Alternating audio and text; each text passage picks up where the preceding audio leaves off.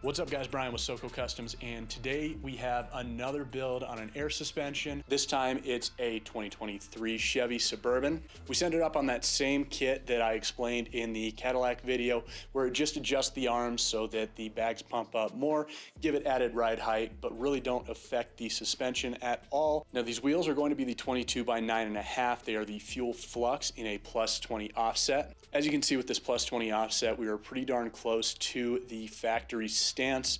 We just achieve a little bit of tire outside of the fender well because of how wide these tires are. These tires are the 285/55 R22. They are the Toyo Open Country ATIIIs. They're a fairly new tire, 3-peak mountain snowflake rated, one of our favorites when it comes to driving around in snow and ice. These will definitely get you where you need to go. We also capped this build off with the OEM style black grille. Really got rid of that chrome and really cleaned up that look. All right guys, Brian with SoCo Customs. Give this video a thumbs up, give us a subscribe, give us a follow, and we're gonna see you in the next video.